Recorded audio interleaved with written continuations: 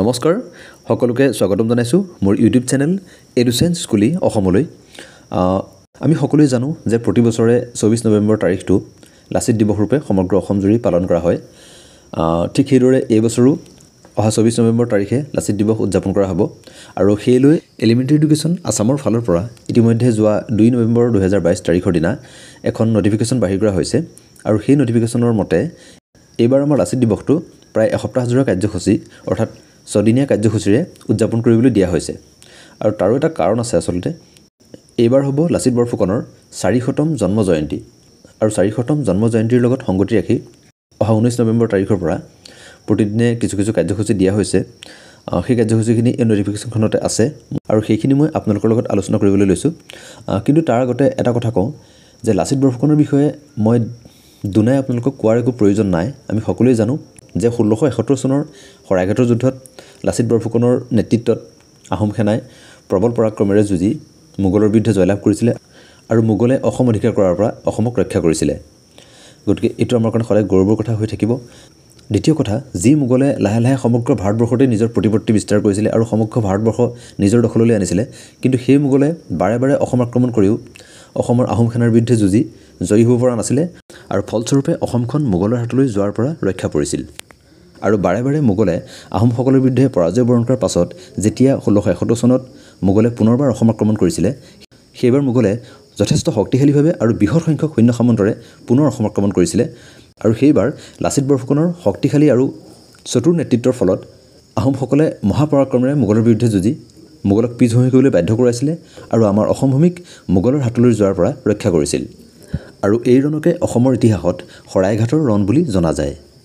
আৰু দ্বিতীয়তে যদি আপোনালোকে নাজানে মই এটা কথা মাত্ৰ সংযোজন কৰিবলৈ লৈছোঁ যে লাচিত বৰফুকনৰ লিগেচিৰ বিষয়ে সেইটো হ'ল যে প্ৰতি বছৰে নেশ্যনেল ডিফেন্স একাডেমীৰ বেষ্ট পাছ আউট কেডাৰজনক লাচিত বৰফুকন গোল্ড মেডেলেৰে সন্মানিত কৰা হয় গতিকে এইটো আমাৰ অসমৰ কাৰণে এটা নিশ্চয় গৌৰৱৰ কথা এতিয়া সময় আমাৰ এই নটিফিকেশ্যনখনলৈ এই নটিফিকেশ্যনখন যোৱা 2 নৱেম্বৰ তাৰিখে এলিমেণ্টাৰী এডুকেশ্যন আসামৰ ফালৰ পৰা বাহিৰ কৰা হৈছিলে আৰু ইয়াত লিখা আছে celebration of 400th birth anniversary of Lachit Borphukan আৰু ইয়াতে আমাৰ প্ৰতিদিনৰ কাৰ্যসূচী দিয়া আছে সেইমতে আমাক বিদ্যালয়সমূহক কৰিবলৈ দিয়া হৈছে তলতে লিখা আছে celebration of 400th birth anniversary of Lachit Borphukan the government of Assam has decided to celebrate the 400th birth anniversary of Lachit Borphukan in a befitting manner from 19th to 24th November 2022 so 19 তাৰিখৰ পৰা আমাৰ 24 নৱেম্বৰলৈকে উদযাপন কৰিবলৈ দিয়া হৈছে আৰু তাৰ কাৰণে আমাৰ প্ৰথম পইণ্টটো দিয়া আছে যে all district elementary education officers are requested to conduct an essay writing competition on 19/11/2022 among all the students of the district so' ইয়াত আমাৰ এটা কথা কোৱা আছে যে জিলাখনৰ প্ৰত্যেকজন ছাত্ৰ ছাত্ৰীৰ মাজত লাচিত বৰফুকনৰ ওপৰত ৰচনা প্ৰতিযোগিতা অনুষ্ঠিত কৰিবলৈ দিয়া হৈছে যিহেতু আমাৰ প্ৰতিজন ছাত্ৰ ছাত্ৰী বুলি কোৱা আছে গতিকে ইয়াৰ যোগেদি আমাৰ এইটো বুজোৱা হৈছে যে জিলাখনৰ প্ৰত্যেকখন স্কুলত এই প্ৰগ্ৰামটো অৰ্থাৎ এই ৰচনা প্ৰতিযোগিতাটো পাতিব লাগিব আৰু বাকী আপোনাৰ মাজৰ কণ্ডিশ্যনখিনি দিয়া আছে কোনে এইখিনি কালেক্ট কৰিব যে এটা কথা লিখা আছে যে participation from all the students must be ensured so' প্ৰতিজন ছাত্ৰ ছাত্ৰীৰ অংশগ্ৰহণ নিশ্চিত কৰিবলৈ জনোৱা হৈছে আৰু ইয়াতে এটা বিশেষ কথা লিখা আছে এই যিটো পইণ্টটো লিখা আছে ইয়াত লিখা আছে the MDSSA will release a sum of ₹1000 only for distribution of prize for second and third in every school চ' ইয়াত জনোৱা মতে সৰ্বশিক্ষাৰ মিছন ডাইৰেক্টৰৰ ফালৰ পৰা ইতিমধ্যে প্ৰতিখন বিদ্যালয়লৈ 1000 টকাকৈ যোগান ধৰিব বুলি তেখেতলোকে জনাইছে অৰ্থাৎ উইল ৰিলিজ এ চাম অৰ্থাৎ 1000 টকাকৈ যোগান ধৰা হ'ব হয়তো ইতিমধ্যে যোগান ধৰা হৈছে যদিও নাজানো আৰু সেইখিনি আমাৰ কেৱল ছাত্ৰ ছাত্ৰীৰ মাজত প্ৰাইজ ডিষ্ট্ৰিবিউশ্যনতে 1000 টকা খৰচ কৰিবলৈ দিয়া হৈছে গতিকে এইটো এটা খুব ভাল কথা বাকী আপোনাৰ ইয়াত লিখা মতে যে detailed instruction regarding the conduct of essay competition will be issued from DC concern so' DC officer ফালৰ পৰা আমাৰ কি ধৰণে আমি এছে কম্পিটিশ্যনটো পাতিব লাগিব সেই বিষয়ে আমাক গাইডলাইন দিব বাকী আপোনাৰ তলত আপোনাৰ প্ৰতিদিনে আমি কি পাতিব লাগিব সেইখিনি দিয়া আছে চ' ইয়াতে আপোনাৰ লিখা আছে যে 19 তাৰিখৰ দিনা হ'ব আপোনাৰ ৰচনা প্ৰতিযোগিতা সেইটো ইতিমধ্যে আমি আলোচনা কৰিছোঁৱেই আৰু তাৰপিছত আপোনাৰ 20 নৱেম্বৰ দিনা হ'ব আপোনাৰ ট্ৰি প্লেণ্টেশ্যন অৰ্থাৎ বৃক্ষৰোপণ গছপুলি ৰোপণ কৰিব লাগিব আৰু ইয়াত যিটো পইণ্ট দিয়া আছে যে আপোনাৰ আমাৰ বিদ্যালয়ৰ চৌহদৰ ভিতৰতে আমি 20 তাৰিখৰ দিনা লাচিত দিৱসৰ নামত এটিকৈ গছপুলি ৰুব পাৰোঁ তাৰপিছত আপোনাৰ 21 নৱেম্বৰ দিনা দিয়া আছে আপোনাৰ স্কিট কম্পিটিশ্যন আৰু আৰ্ট কম্পিটিশ্যন স্কিট কম্পিটিশ্যনটো যদি আপোনালোকে নাজানে মই জনাই থওঁ এইটো হ'ল আপোনাৰ সৰু সৰু নাটক বা নাটিকা হ'ব হয়তো প্ৰপাৰ ৱৰ্ডটো মই ক'ব পৰা নাই তাতে কিছুমান আপোনাৰ সৰু সৰু ধেমেলীয়া নাটকৰ ৰূপত ছাত্ৰ ছাত্ৰীসকলে কৰিব পাৰিব আৰু তাৰ ওপৰত কম্পিটিশ্যন পাতিব পৰা যায় যিখিনি আমাৰ বিশেষকৈ যেহেতু লাচিত দিৱস বা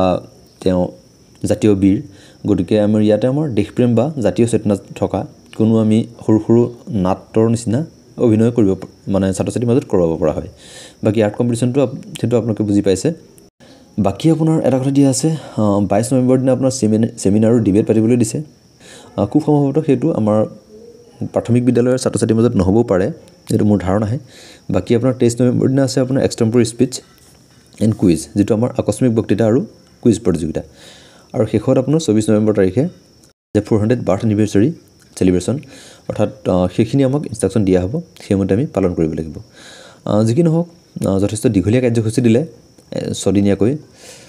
গতিকে 6 দিনীয়াকৈ যদি আমাৰ বিদ্যালয়ৰ পাঠদান ব্যাহত হয় তেতিয়াও অলপ অসুবিধা হ'ব গতিকে হয়তো ইয়াতে আমাৰ নিৰ্দিষ্ট এটা টাইম ফ্ৰেম বান্ধি দিব কি জানি সম্ভৱতঃ তেনেহ'লে আমাৰ কৰিবলৈ সুবিধা হ'ব নহ'লে বিদ্যালয়সমূহত যথেষ্ট সময় খৰচ হ'ব বাৰু যি কি নহওক বিভাগীয়ভাৱে যেনেদৰে দিয়ে আমি তেনেদৰে কৰিব লাগিব গতিকে আশা কৰোঁ আপোনালোকে ভালদৰে এই লাচিত বৰফুকনৰ 400তম জন্মজয়ন্তী ভালদৰে উদযাপন কৰিব আৰু ইয়াৰ যোগেদি আমি বীৰ লাচিতৰ প্ৰতি